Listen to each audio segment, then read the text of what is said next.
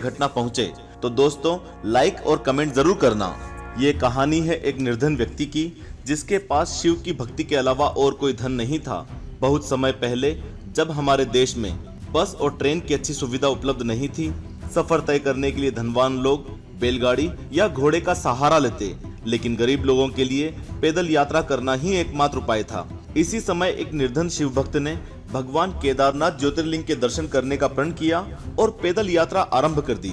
उसे तो केदारनाथ का सही रास्ता भी पता नहीं था, बस विश्वास था कि बाबा केदार उसको दर्शन जरूर देंगे।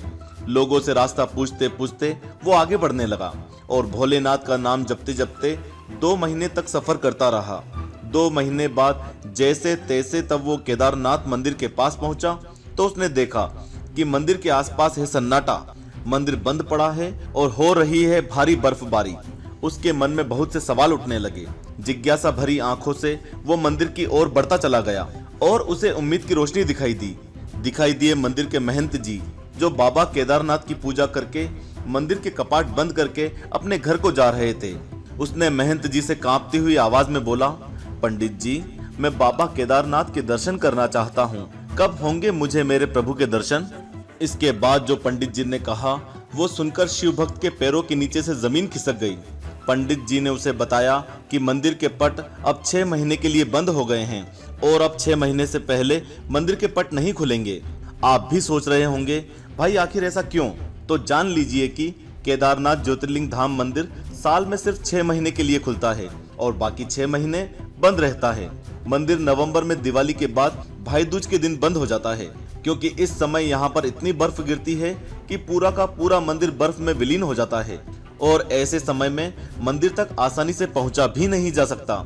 और अप्रैल के महीने में अक्षय तृतीया के दिन मंदिर के पट खोले जाते हैं और बाबा केदार अपने भक्तों को दर्शन देते हैं। शिव भक्त के कानों में जब पंडित जी की ये बात पड़ी तो उसके होश उड़ गए, गला भर आया और आंखों से आंसुओं की धार बहने लगी। थोड़ी देर तक तो उसके गले से कोई आवाज ही नहीं निकल पाई। एकाएक वो रोते हुए बोल पड़ा, पंडित जी, मैं 2 महीने तक पैदल चलकर बहुत दूर से आया हूँ, मैं बहुत गरीब हूँ, ऐसी ठंड में मैं कहाँ जाऊंगा? आप सिर्फ मुझे एक बार मेरे भोले बाबा के दर्शन करने दो। लेकिन पंडित जी कहाँ उस गरीब की बात सुनने वाले थे। अगर कोई धनवान व्यक्ति होता भी तो कोई बात थी, लेकिन ये तो एक गरीब था जिसके पास उस वीराने में ना खाने का कोई जुगाड़ था और ना ओढ़ने का। बातों बातों में पंडित जी ने उससे कह दिया कि या तो 6 महीने बाद आओ या फिर 6 महीने तक यहीं रुक जाओ, लेकिन तुम ऐसी ठंड में यहाँ एक रात भी नहीं रुक सकते, इसलिए अपनी जान बचाओ और वापस लौट जाओ। 6 महीने बाद मैं मंदिर के पट खोलूंगा, तब चैन से देख लेना अपने भोले बाबा को। इतना कहकर पंडित जी चले गए। धीरे धीरे रात का अंधेरा और गहराता जा रहा था। आसमान से आफत बनकर बर्फ गिर रही थी और बर्फीले पहाड़ों की ठंडी कटीली हवा मानो शरीर में सुराख कर रही थी। लेकिन वो बैठा रहा, शिव का ध्यान करते हुए। उसने मन में प्रण किया कि बाबा केदार के दर्शन किए बिना वहां से हिलेगा भी नहीं। उसका शरीर इतना कांप रहा था मानो अभी पल 2 पल में उसके प्राण निकल जाएंगे। तभी उस अंधेरे में एक रोशनी दिखती है। उसने देखा कि एक अघोरी बाबा उसके पास चले आ रहे हैं। पास आकर अघोरी बाबा ने उसे खाने के लिए खाना दिया और उससे बोले, तुम थक गए होंगे, खाना खाकर सो जाओ। शिव भक्त सचमुच बहुत थक चुका था और खाना और आग की गर्माहट मिलते ही उसे बहुत गहरी नींद लग गई। जब सुबह उस शिव भक्त की नींद खुली और जैसे ही उसने आंखें खोली तो देखा कि दूर दूर तक बर्फ का नामो निशान नहीं है और ठंड भी बहुत कम हो चुकी है। यह देखकर वह सोचने लगा कि पंडित जी ने तो कहा था कि यहाँ अगले 6 महीने तक बर्फ गिरेगी, लेकिन अचानक ये क्या हो गया? फिर उसे उस अघोरी बाबा की याद आई। वो यहाँ वहां दौड़कर उन्हें ढूंढने लगा, लेकिन वो बाबा कहीं नहीं मिले। थक हार कर शिव भक्त मंदिर के पास ही बैठ गया। तभी उसने देखा कि दूर मंदिर के पंडित जी अपने सेवकों के साथ मंदिर की ओर आ रहे हैं। शिव भक्त ने भारी जिज्ञासा से पंडित जी से पूछा कि क्या मंदिर के पट आज ही खुलेंगे? पंडित जी ने जवाब में कहा, जी हाँ, आज 6 महीने की ठंड के बाद अक्षय तृतीया के शुभ दिन मंदिर के पट खोले जाएंगे। पंडित जी अभी तक उस शिव भक्त को नहीं पहचान पाए थे। पंडित जी की बात सुनकर शिव भक्त बोला, महाराज 6 महीने बाद?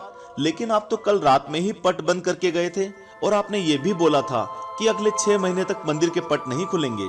यह सुनकर पंडित जी ने अपने दिमाग पर जोर डाला और बोले, तुम तो वही हो ना जो 6 महीने पहले दर्शन के लिए आए थे, लेकिन पट बंद होने के कारण दर्शन नहीं कर पाए थे। तब उस शिव भक्त ने कहा कि पुजारी जी, मैं तो कल ही यहाँ आया था और रात में यहीं सोया था, और आज आप आ गए, 6 महीने कहां से हो गए। शिव भक्त की बात सुनकर पुजारी जी ने सोचा कि ये कैसी बहकी बहकी बातें कर रहा है, और दूसरी ओर पुजारी जी के दिमाग में बाबा केदारनाथ के चमत्कारों के बारे में ख्याल आ रहा था। पुजारी जी ने कहा, हे शिव भक्त, तुम्हारे साथ कल रात क्या हुआ, मुझे विस्तार से बताओ। शिव भक्त ने रात को जो भी याद था पुजारी जी को बताया। उसने बताया कि एक अघोरी बाबा मेरे पास आए, उन्होंने मुझे खाना दिया और मेरे लिए आग भी जलाई, और आज सुबह जब मैं उठा तो वो कहीं नहीं दिखे। यह सुनकर पुजारी जी और उनके साथियों की आंखें भर आई, मानो अभी सब रो पड़ेंगे। कांपती हुई आवाज में पुजारी जी ने कहा कि कैसे दिखते थे वो अघोरी बाबा। शिव भक्त ने अपनी आंखें बंद की और बोला, एकदम अघोरियों की तरह, पूरी तरह से वैरागी, शेर की छाल बदन पर लपेटे हुए, हाथ में त्रिशूल, माथे पर त्रिपुंड, शरीर पर भस्म, रुद्राक्ष की बहुत सी माला पहने हुए थे वो अघोरी बाबा। बस इतना सुनकर पुजारी जी और उनके सभी साथी हर हर महादेव कहते हुए उस शिव भक्त के चरणों में गिर गए। सबकी आंखों से आंसुओं की धाराएं बह रही थी, सभी के शिव के प्रति भाव उमड़ रहे थे। शिव भक्त के पैर पकड़कर पुजारी जी बोले, हे शिव भक्त, तुम धन्य हो, तुम्हारे पास मंदिर से निकलकर स्वयं केदार बाबा आए थे, और उन्होंने अपनी योग माया से तुम्हारे 6 महीने को एक रात में परिवर्तित कर दिया, कालखंड को छोटा कर दिया। आखिर काल यानी कि समय के साथ खेलने की शक्ति सिर्फ महादेव के पास है, और वो अपने भक्तों के लिए समय को भी आगे बढ़ा सकते हैं। जैसा कि यहाँ पर बाबा केदार ने उस शिव भक्त के 6 महीनों को एक रात में बदल दिया, और ऐसा बदला कि उसे इस बात की भनक तक नहीं लगी। वो सोया था नवंबर की ठंड की रात में और उठा अप्रैल की सुबह, लेकिन उसे तो ऐसा लग रहा था जैसे कल रात में ही सोकर आज सुबह उठा। तो ऐसे हैं महादेव, जो अपनी योग माया से अपने भक्त के लिए 6 महीने को एक रात में परिवर्तित कर देते हैं, कालखंड को छोटा कर देते हैं। पुजारी जी ने भक्त से यह भी कहा कि यह सब तुम्हारी सच्ची भक्ति और श्रद्धा के कारण हुआ है। इतने सालों से हम में से कोई भी शिव जी के दर्शन नहीं पा सके, लेकिन तुमको महादेव ने साक्षात प्रत्यक्ष दर्शन दिए हैं और तुम्हारी रक्षा भी की है। दोस्तों, यही कारण है कि बाबा केदारनाथ ज्योतिर्लिंग को जागृत महादेव भी कहा जाता है, क्योंकि जो भी भक्त बाबा केदार को सच्चे मन से भजता है, उसकी रक्षा करने बाबा केदार सबसे पहले आते हैं और अपने भक्तों को बहुत जल्दी दर्शन देते हैं, और उनके तीर्थ को आए लोगों की रक्षा भी करते हैं। दोस्तों, याद रहे, जो भी वीडियो देखें लाइक और कमेंट जरूर करें।